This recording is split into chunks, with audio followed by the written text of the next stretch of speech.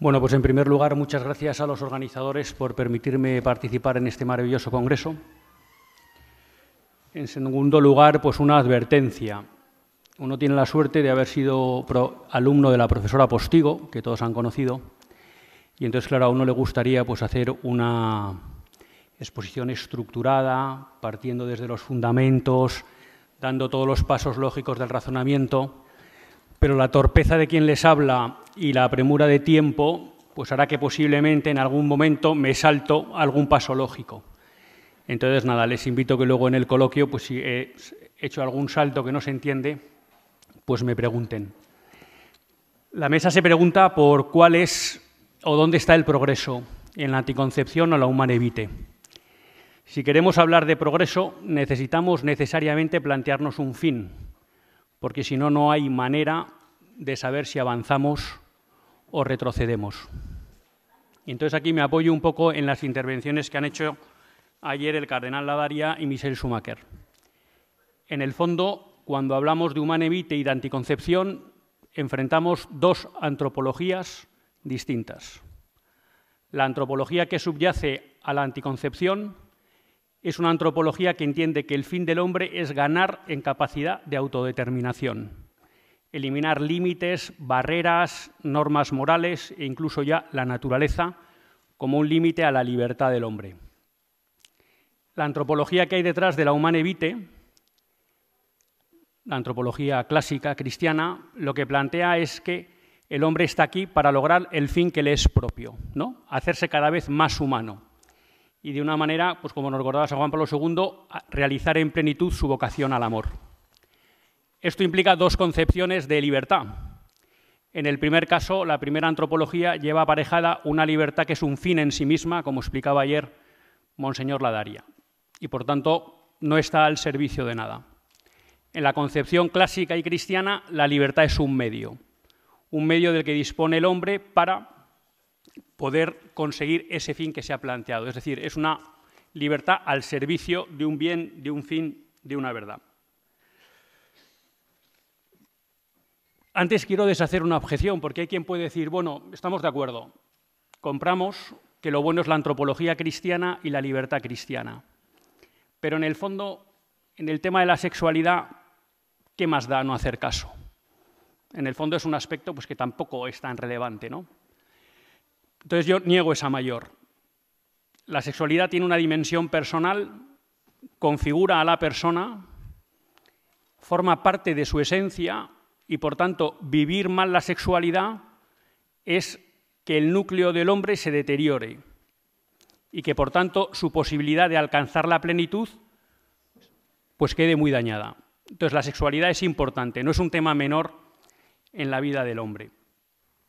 A la hora de preguntarnos dónde está el progreso, a mí se me ha ocurrido plantear 4 criterios, que los voy a intentar llevar un poco a la vivencia de la sexualidad, que sería preguntarnos por el sentido, preguntarnos qué tipo de persona promueve cada vivencia de la sexualidad, ver los efectos concretos que ya hemos visto que llevan estas vivencias de la sexualidad y, finalmente, el papel de Dios. La antropología y la libertad que hay detrás de la anticoncepción no se quiere preguntar por el sentido de nada, ni tampoco de la sexualidad. Eso supone que cuando hablamos de sexualidad en ese marco conceptual, la sexualidad entra en el campo de la satisfacción personal. Y cuando entramos en el campo de la satisfacción personal, lo que aparece es la búsqueda del interés personal propio. A veces transaccionado. Yo busco un interés, tú buscas un interés, nos cuadra lo que vamos a hacer, lo hacemos juntos. Pero ahí lo que estamos hablando es de interés. Cuando aparece el interés, surge el miedo a ser utilizado, surge la sospecha de por qué me querrán, surge incluso el miedo a la dependencia, porque si no le doy lo que me pide, estará conmigo o no seguirá conmigo, porque ya estamos en una relación de intercambio. Creo que en ese contexto no es posible hacer crecer la pareja matrimonial, la vida matrimonial, la comunión. Por eso creo que en la anticoncepción no hay progreso. Si vivimos la sexualidad desde la óptica antropológica de la Humanae Vitae, que lo que nos dice es que la sexualidad tiene un sentido, que es hacer crecer en la comunión al matrimonio, ahí no hay interés, ahí hay donación, ahí es posible la interdonación, es posible la entrega, es posible el crecimiento, se genera un ambiente de confianza y ahí se puede crecer, luego ahí hay progreso. La segunda, o el segundo criterio que me venía a la cabeza para plantearles a todos ustedes es qué tipo de persona promueve una u otra vivencia de la sexualidad. Cuando nos vamos a la propuesta, ya no antropológica, bueno, vamos a ordenarnos. En el hombre podemos distinguir distintos planos, el racional, el afectivo, el instintivo.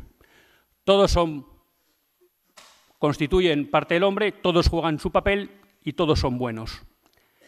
Pero lo que le hace distinto al hombre y superior respecto al resto de seres es su capacidad racional. Los instintos en el hombre juegan un papel, muchas veces positivo, pero están llamados a ser ordenados por la razón. La vivencia de la sexualidad que nos propone la anticoncepción es una vivencia desde el instinto. Es una vivencia que no quiere meter la razón a la hora de ordenar pasiones o instintos, porque no se pregunta por el sentido, porque lo único que le pregunta es poder hacer en cada momento lo que me apetece, lo que quiero, lo que creo que es bueno, pero sin haberlo pensado, simplemente porque hay un sentimiento, una sensación, un instinto que me pide eso. Eso, desde un punto de vista antropológico, es proponer un tipo de persona de poca calidad humana, donde lo más propio de la persona, que es la racionalidad, no juega un papel. Creo que ahí no podemos hablar de progreso, porque estamos haciendo el tipo de persona que más se parece al resto de seres. Una persona, vamos a llamar, un poco animalizada, un poco bárbara, ¿no? Cuando hablamos de bárbaros, son pues esos que no están civilizados porque no han sido capaces de dominar sus pasiones, instintos y demás. Esto, además, en el ámbito de la sexualidad tiene un componente más importante, porque los instintos sexuales son muy fuertes y cuando no se dominan son capaces de esclavizar al hombre. Con lo cual, esta vivencia de la sexualidad suele llevar al hombre a vivir esclavizado en la vivencia del sexo. Y eso se explica porque cada vez más pues hay más pornografía. En España últimamente están saliendo artículos de cómo las relaciones sexuales entre los jóvenes cada vez son más violentas, cada vez hay más abusos sexuales, cada vez la promiscuidad es mayor. Bueno, porque cuando el instinto no se controla, pues el instinto se desmadra. Y dentro de la pareja, pues tiene también un efecto, y es decir, que cuando uno vive centrado en el instinto sexual, el sexo lo centra en el placer físico. Y el placer físico pues acaba, entre comillas, aburriendo, con lo cual pide nuevas experiencias y eso va deteriorando la relación de la pareja y volvemos a un esquema en cada vez más el otro es un objeto para mí de placer. Si nos vamos a la antropología de la Humanae Vitae, lo que nos está diciendo es, lo que tiene que dominar aquí es la razón. Los instintos son buenos, pero hay que encauzarlos. Como la sexualidad tiene unos criterios de vida fruto de la naturaleza del hombre y del acto conyugal, vamos a vivir acorde a eso. Y eso lo que permite es que la sexualidad, de nuevo, sea un instrumento de entrega. Eso lo que permite es que la sexualidad no esté solo centrada en la entrega física o el placer físico, sino también en el placer psicológico y en el placer espiritual que produce la entrega. Y el saber que en ese acto también somos cooperadores con Dios. En esa comunión y en esa entrega absoluta, un hombre que es dueño de sí es capaz de darse y, por tanto, hay una verdadera entrega entre hombre y mujer. Si no nos dominamos a nosotros mismos, no somos capaces de darnos, somos incapaces para la comunión. Entonces, creo que aquí está de nuevo el progreso, en vivir la sexualidad desde la óptica de la Humanae Vitae. Como me voy comiendo el tiempo, avanzo rápido. Los efectos que produce. A mí es una de las cosas que siempre me sorprende del magisterio. Pablo VI en el 68 plantea que la anticoncepción va a afrontar una serie de problemas que hemos visto que se han cumplido todos. Se ha banalizado la sexualidad. Primero la separamos de la procreación, luego la separamos del patrimonio, luego la separamos del amor y ya se ha convertido en un juego. Ha aumentado la violencia en la práctica del sexo, ha aumentado la pornografía, ha aumentado la prostitución. La mujer ha sido la gran pagana de la anticoncepción. El hombre también lo sufre, pero la mujer es la gran pagana, porque en una relación de igualdad con el hombre, a ver quién es más bruto, pues está claro quién gana. Los hombres somos muy brutos. Es la gran pagana de la anticoncepción, se ha objetualizado a la mujer, carga con todo el coste normalmente la anticoncepción, los efectos que vimos de la anticoncepción que tiene en la salud. El hombre se ha embrutecido. Cuando el hombre pierde, primero, que la mujer le ordene, le ayude a ordenarse en la vivencia sexual y además deja sus instintos, hoy en día hay pocos hombres, bueno, pocos, la mayoría, o vemos cada vez un modelo de hombre que vive una sexualidad embrutecida, y eso afecta también a otros aspectos de su vida. Hay una incapacidad para la entrega, ha aumentado la infidelidad matrimonial, hay aumento de abusos sexuales, ha descendido la nupcialidad, ha aumentado el aborto, hay una relación directa y clara entre anticoncepción y aborto y un descenso brutal de la natalidad. Se ha objetualizado el niño. En este sentido no voy a tratarlo porque vendrá luego, pero también la Humanae Vitae es profética porque el criterio que nos ayudaba a decir que la anticoncepción era mala, no separar la apertura a la vida de la unión, es un criterio que también nos vale hoy para enfrentar los nuevos retos en relación con la reproducción asistida, la gestación subrogada, pero que no son más que técnicas que lo que provienen es de que hemos objetualizado el niño. Se ha homologado la homosexualidad a la heterosexualidad y, en el fondo, todo esto lo que hace es que la vida comunitaria se complica, porque un hombre que es individualista y que se deja llevar por sus instintos y por lo que le apetece, no es un hombre apto para la vida en comunidad, y la vida en comunidad se resquebraja. Y hemos visto cómo caen las familias, y si caen las familias, cae la sociedad. Donde se vive la Humanae Vitae, la mujer es respetada y querida, el hombre es dueño de sí, luce la complementariedad entre hombre y mujer, la fidelidad se fortalece, surgen familias fuertes, incluso en muchos casos familias numerosas, el hijo es un don y es respetado por lo que es, crece la natalidad y se fortalecen las comunidades. Si vemos los efectos de vivir de una manera y de otra, creo que de nuevo el progreso cae del lado de vivir la sexualidad conforme a la Humanae Vitae. El cuarto punto es Dios. La anticoncepción expulsa a Dios de la vida sexual de los hombres. La propuesta de la Humanae Vitae lo que quiere es integrar la sexualidad de los hombres en el plan que tiene Dios para ellos. Obviamente, si el hombre tiene una dimensión trascendente, aquella propuesta que supone expulsar a Dios supone retroceso. Aquella propuesta que implica que el hombre viva con Dios supone progreso. Entonces, estos cuatro criterios se me ocurrían para lo que yo creo que es claro, y es que el progreso está del lado de la Humanae Vitae. Entonces, para acabar, unas pequeñas reflexiones, porque si nos creemos de verdad, porque yo creo que esto nos lo sabemos, pero si nos creemos de verdad que la propuesta de la Humanae Vitae es la que hace progresar al hombre, tenemos que atender a lo que Benedicto XVI y recientemente el Papa Francisco, en un congreso que ha habido sobre el método Billings, invitaba, y es a atender la emergencia educativa. El mundo de hoy, ha salido ayer varias veces, no conoce la propuesta de la Humanae Vitae. Mi mujer, que es estupenda, da clases de doctrina social de la Iglesia y aborda este tema todos los años. Siempre hay alumnos que se les acercan preguntando ¿por qué nadie me contó esto? Ahora que me lo han contado, empiezo a entender cosas. Tenemos un deber de llevar esto al mundo, porque si esto es el progreso, esto hay que darlo, igual que el Evangelio. Y en este darlo, creo que tenemos que hacer frente o ser conscientes de algunas amenazas. En primer lugar, y eso se puso muy de manifiesto ayer y fue muy interesante, vivir la Humanae Vitae exige esfuerzo. Y yo creo que no hay que ocultarlo a la gente. Pero también creo que hay que mostrarle a la gente que todo lo que vale en esta vida exige esfuerzo. nada que te regalen normalmente es un regalo verdadero, duradero. Segundo, creo que tenemos que ser conscientes de que tenemos que soportar la presión del mundo para no edulcorar la enseñanza de la Humanae Vitae. Y creo que estos son en dos aspectos que son importantes. Uno, el mundo tiende a hacernos ver que la Humanae Vitae es un sí a la píldora o no a la píldora, y no es verdad. La Humanae Vitae es un sí a la vida y a la acogida de la vida. Y cuando caemos en la trampa del mundo, acabamos vendiendo la Humanae Vitae como la anticoncepción católica. Porque en el punto 16 lo que nos dice Pablo VI es que si hay motivos serios, cabe espaciar los embarazos.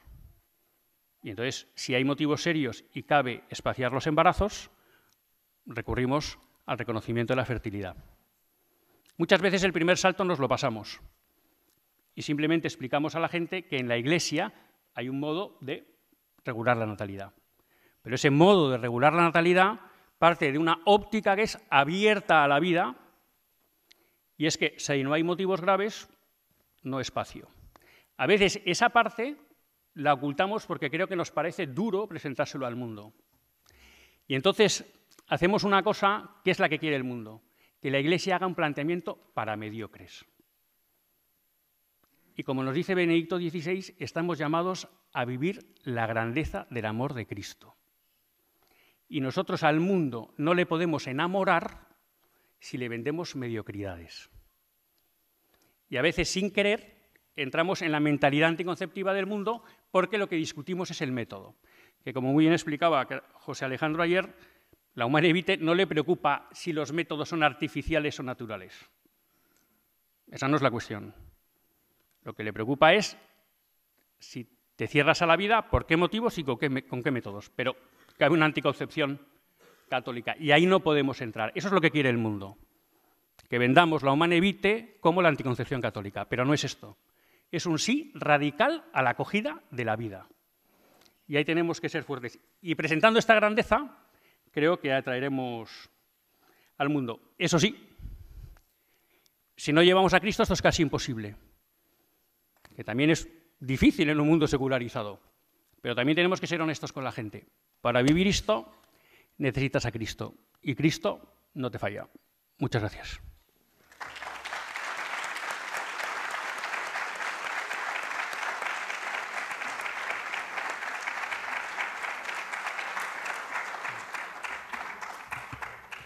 Muchas gracias, Luis. Pasamos la palabra a la doctora Isabelle Cochard, médico del Centro Hospitalario Universitario de Lyon, profesora del Máster en Teología del Cuerpo del Instituto de Teología del Cuerpo, consultora de la Federación Africana de Acción de Familiar en el Centro de Planificación y Protección Maternal e Infantil en Francia.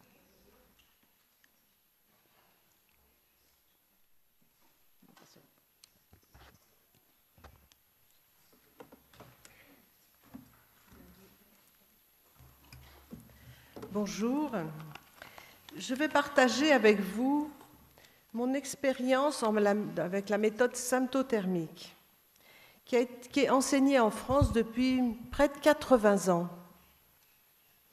Les pionniers et nos maîtres en la matière sont Charles et Abeth Rendu, et je voudrais leur rendre hommage.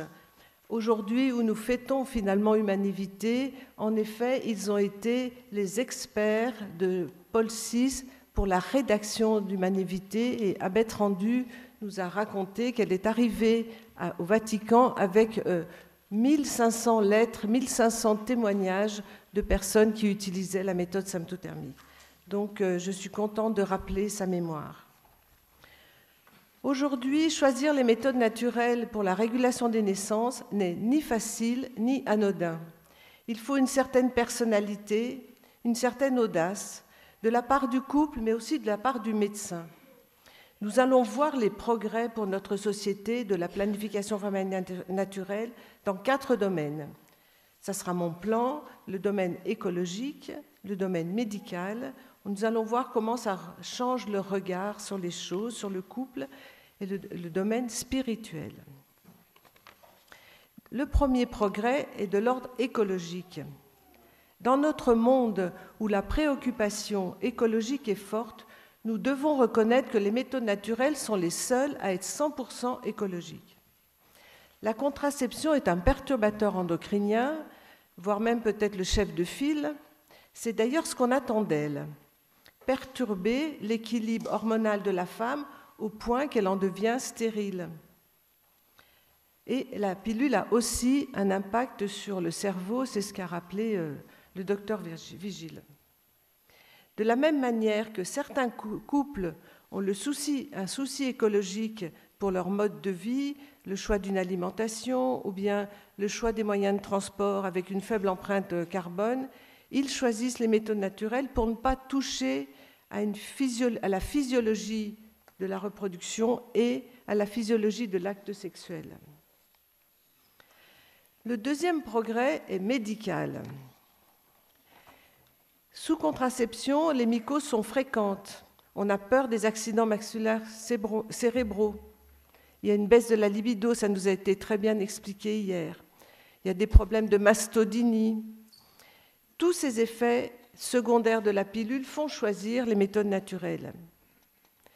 Une autre raison de ne pas prescrire de la part du médecin est le souci de ne pas modifier une physiologie fragile et délicate chez la jeune fille et chez la femme adulte. En effet, chez la jeune fille, le cycle féminin avec ses alternances de périodes fertiles et de périodes non fertiles, de périodes sous œstrogène et des périodes sous progestérone, n'est pas uniquement tourné vers la fertilité. Le cycle féminin a un impact sur tout le corps de la femme et aussi sur son cerveau. C'est ce que nous apprennent les neurosciences actuellement. Chez la jeune fille, les hormones sexuelles participent au développement du cerveau de la fille. L'installation des hormones se fait progressivement et en même temps que cette installation, il y a une évolution très fine des communications entre les différentes zones du cerveau.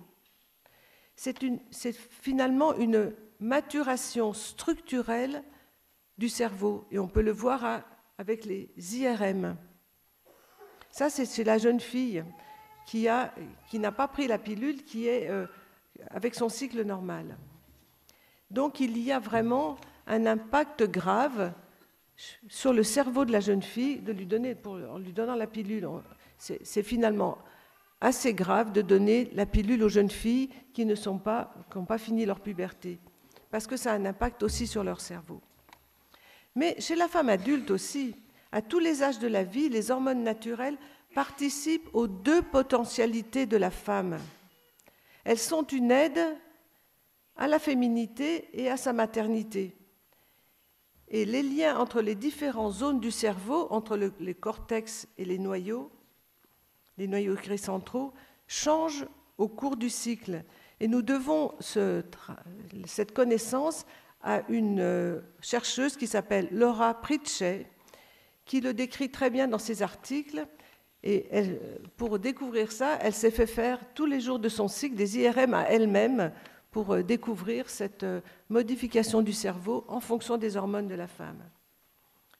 Et c'est peut-être pour ça que certains médecins ne souhaitent pas par leur médication toucher à cet équilibre. Ils ne souhaitent plus prescrire la pilule.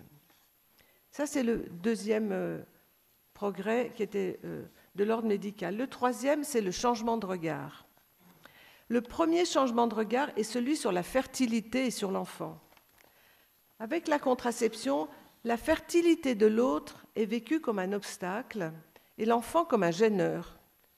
Dans cette vision, la sexualité a une part de risque. En centre de planification, les filles disaient, en arrivant, elles disaient « j'ai pris un risque ». Ça voulait dire « j'ai eu un rapport sexuel ». Et on leur répondait « est-ce que vous vous êtes protégé ?» Voilà un vocabulaire qui en dit long sur le regard posé sur la sexualité. Avec les méthodes naturelles, c'est tout le contraire. La fertilité est vécue comme un trésor que le couple cherche à préserver. Il va même jusqu'à changer son comportement pour ne pas abîmer son trésor. Il va même jusqu'à accepter des périodes de continence pour ne pas abîmer son trésor. Je me souviens d'une jeune femme qui est venue à ma consultation et qui me disait « Mon mari ne veut pas que je m'abîme avec des hormones ». Et elle avait des étoiles dans les yeux en disant ça. Elle était très fière que son mari ait fait cette demande.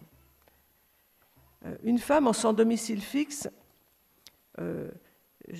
disait, quand je lui demandais comment ça se faisait qu'elle venait me voir pour les méthodes naturelles, alors qu'elle était sans domicile fixe, et que quand elle avait trop froid, elle dormait dehors sous un pont qui était en bas de ma fenêtre, la fenêtre de ma consultation. Et quand je lui demandais pourquoi vous voulez les méthodes naturelles, elle me disait mais ma fertilité, c'est tout ce que j'ai, c'est tout ce que je possède. Le suivi n'a pas été très facile parce que quand elle avait trop froid, elle dormait dans les trains, et elle dormait dans les trains qui faisaient Lyon-Paris, elle dormait dans les trains de nuit.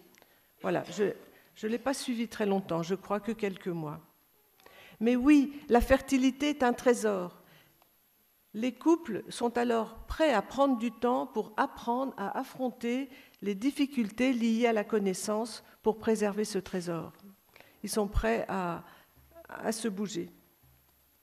Le deuxième changement de regard est celui porté sur l'autre, sur le conjoint.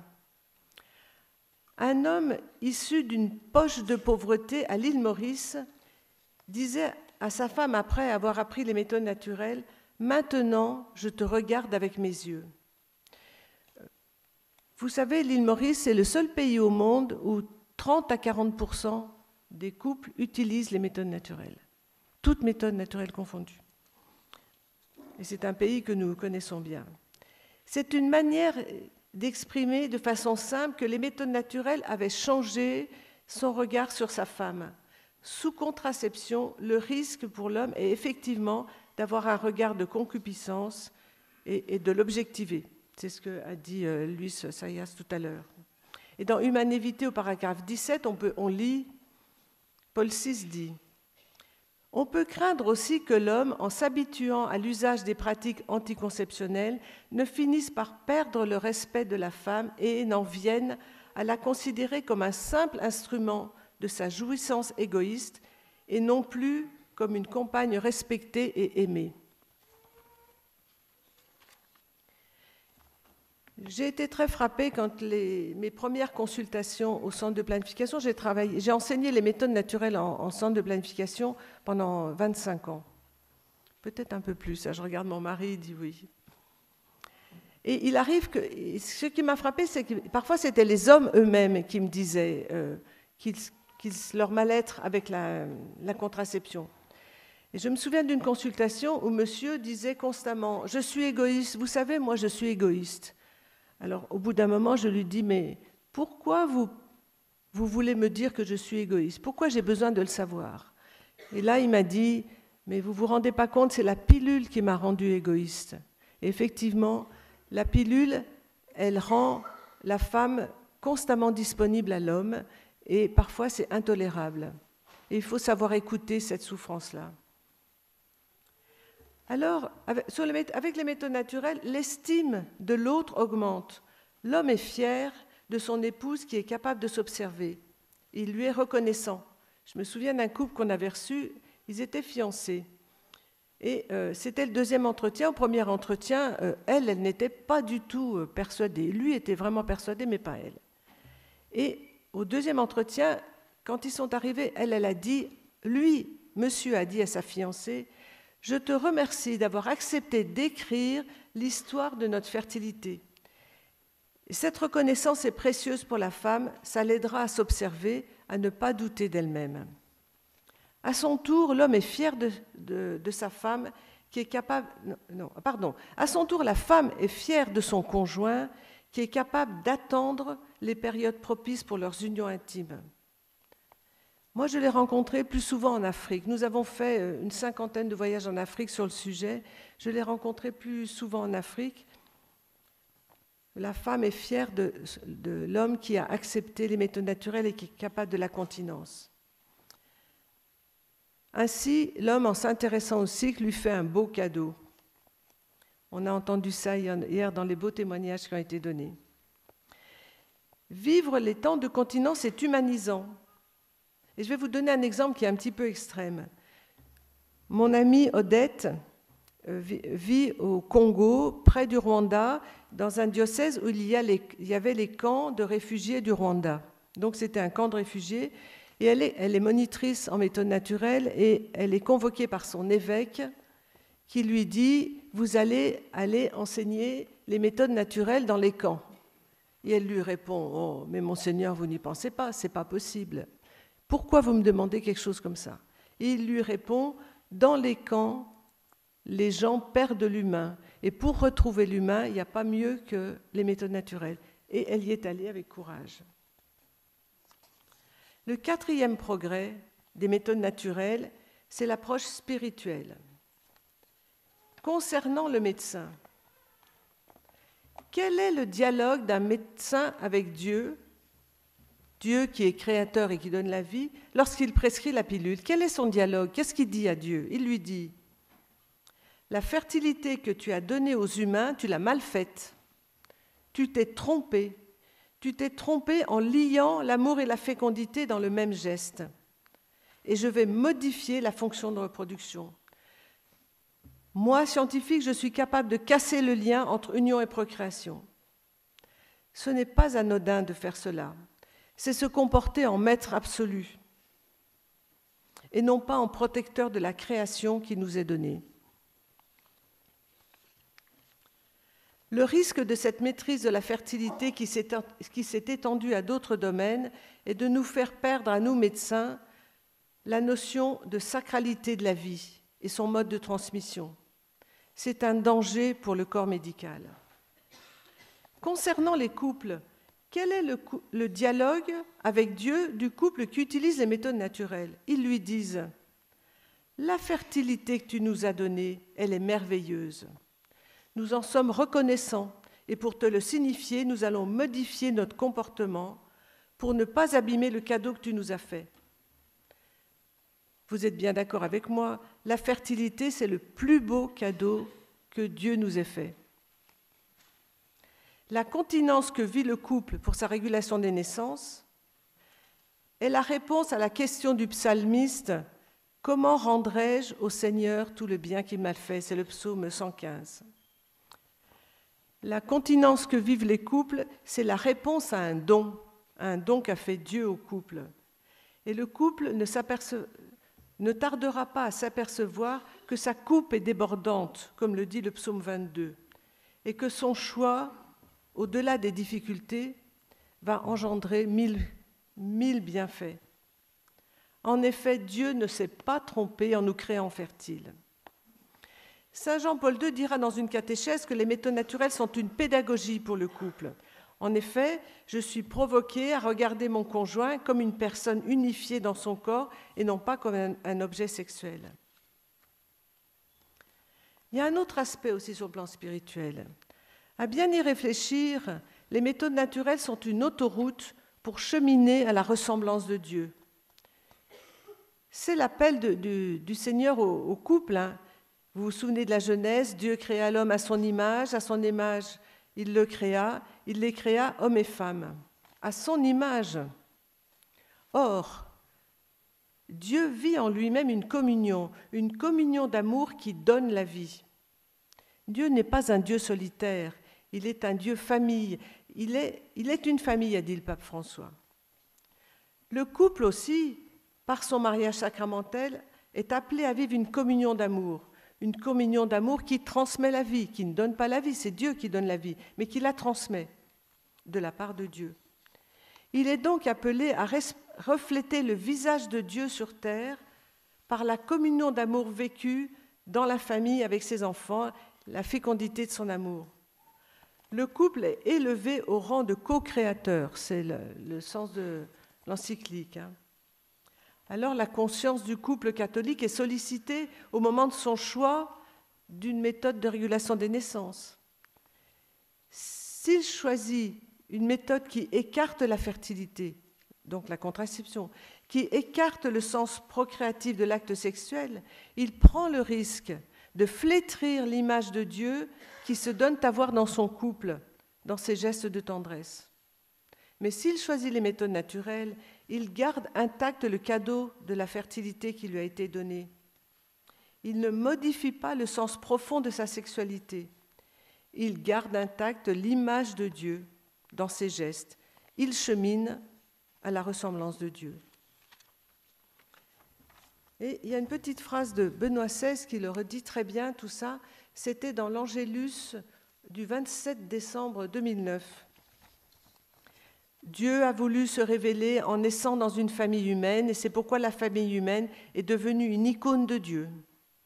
Dieu est Trinité, il est communion d'amour, et la famille en est l'expression qui reflète un mystère insondable de Dieu, amour, dans toute la différence qui existe entre le mystère de Dieu et sa créature.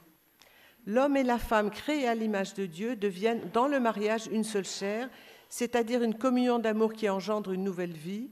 La famille humaine, dans un certain sens, est une icône de la Trinité du point de vue de l'amour interpersonnel et de la fécondité de l'amour, a dit Benoît XVI. Et... Fin de citation. Donc les méthodes naturelles aident le couple à quitter un amour qui possède pour aller vers un amour pleinement humain, un amour de don qu'on peut appeler sponsal. Alors sa louange envers Dieu est nourrie de cette découverte et il va pouvoir chanter « Étonnantes sont tes œuvres, toute mon âme le sait, je le reconnais devant toi, le prodige, l'être étonnant que je suis ». C'est le psaume 139, vous l'aurez reconnu. À travers cet enseignement, le couple prend conscience de la proximité de l'Esprit Saint qui donne la vie. C'est à travers le cycle féminin que les époux apprennent à reconnaître que Dieu va donner la vie à leurs enfants. En effet, Dieu donne la vie et le couple la transmet. Et c'est ce qui avait été écrit dans Gaudium et Spes au paragraphe 49. La nature de l'acte conjugal rappelle que l'amour conjugal associe l'humain et le divin. En conclusion, nous pouvons remercier Saint Paul VI pour cette encyclique appelée « Vie humaine ». Bien plus qu'un encouragement à utiliser une méthode de régulation des naissances, il nous est proposé un chemin d'humanisation de notre vie conjugale, un chemin de sainteté. Les unions intimes quittent le pulsionnel pour devenir des célébrations, des commémorations de notre engagement mutuel. C'est pour ça que l'Église encourage les fiancés à ne pas avoir d'union avant leur mariage, parce qu'on ne peut pas commémorer quelque chose qu'on n'a pas encore fêté. Et je vais laisser au pape François le mot de la fin, qui est dans Amoris Laetitia au paragraphe 215, le sens procréatif de la sexualité, le langage du corps et les gestes d'amour vécus dans l'histoire d'un mariage se convertissent en une continuité ininterrompue du langage liturgique et la vie conjugale devient, dans un certain sens, liturgie. Je vous remercie.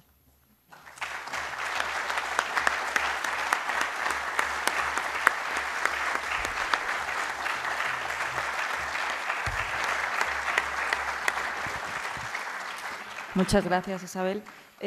Si alguien quiere hacer alguna pregunta, tenemos un poco de tiempo.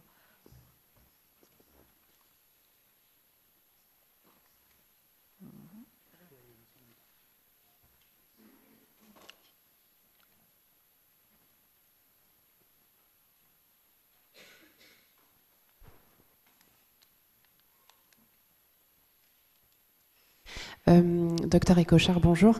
Moi, je suis médecin en France et je me posais la question justement pour les méthodes naturelles. Quelle est la place aujourd'hui? Vous enseignez donc à Lyon les méthodes naturelles dans une structure publique.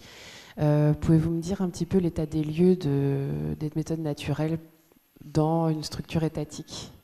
Merci. Les méthodes naturelles ont une petite place en France, hein, mais nous assistons... Ça va? Ça va? Oui. Mais nous assistons tout de même à un changement. Moi, je reconnais que j'ai eu beaucoup de chance de pouvoir enseigner les méthodes naturelles pendant 25 ans au CHU, dans un centre qui était dédié à la contraception. J'ai pu m'opposer à certaines pratiques, j'ai pu le faire. Pourquoi? Parce que le patron de ce service avait entendu des conférences qu'on avait données et avait assisté à un colloque comme celui-ci sur les méthodes naturelles et l'allaitement. Et voilà, il m'a embauché comme ça, donc j'avais la possibilité de lui dire « je veux bien venir, mais à condition de… » Voilà. Mais ce n'était pas toujours facile vis-à-vis des confrères du CHU qui, évidemment, ignoraient beaucoup de mes dossiers. D'ailleurs, dans le service, il y avait mes dossiers et puis les autres. Hein, les méthodes naturelles, elles étaient bien à part. Mais de fait, c'est vrai, elles sont à part vis-à-vis de la régulation des naissances. Mais nous assistons maintenant, et je peux dire finalement, grâce au master qui a donné lieu ensuite à ce livre que vous avez vu, hein, au master qui a été à l'Institut Jean-Paul II jusqu'en 2011, à un très grand changement. C'est-à-dire que les jeunes se sont saisis de cette opportunité des méthodes naturelles et prennent des décisions. Il y a des médecins qui décident de ne pas prescrire la contraception. Il y a eu l'ouverture à Lyon d'un cabinet qui, ostensiblement, l'a écrit sur Doctolib. Nous ne prescrivons pas de contraception. Il y a certains médecins qui sont dans la salle. Ça se passe bien, il n'y a pas de problème. Il faut évidemment être convaincu, mais ça se passe bien. Et la population est très contente et ils sont connus depuis très loin. Moi, j'ai eu à écouter une femme qui avait des problèmes et c'était à 100 km de Lyon. Et je lui ai dit, c'est dommage, vous n'habitez pas Lyon. Et elle m'a répondu, ah, vous voulez m'envoyer à la maison médicale La Présence. Elle le savait, elle habitait Lons-le-Saunier, c'est-à-dire très loin. Donc ça commence à se connaître. Il y a aussi des personnes qui sont formées à l'anthropologie, donc merci beaucoup de ces formations comme ça. Par exemple, à l'Institut de théologie du corps de Lyon, ou bien les formations d'Aline Lisotte, ou bien en France, on a tout ça. Eh bien, des femmes qui ne sont pas forcément médecins, qui prennent pignon sur rue et qui disent « je développe » avec tous les systèmes par Internet et qui développent très bien. Nous avons une personne en Ardèche qui a maintenant, combien te dire, on est 700. Elle a 400 personnes par an qui la suivent et qui se forment, etc. On a aussi des associations de médecins qui se mettent ensemble parce que c'est difficile de faire ça tout seul. On peut très bien, la loi nous autorise encore à refuser la contraception, parce que finalement on a tous les éléments pour dire que les méthodes naturelles ne font pas malade, alors que la contraception, on va se retrouver derrière avec des mycoses, des troubles sexuels, des couples qui n'ont plus d'union après, sous contraception, etc. Donc on peut encore, mais c'est encore frémissant, mais bienvenue au club, on vous accueillera volontiers.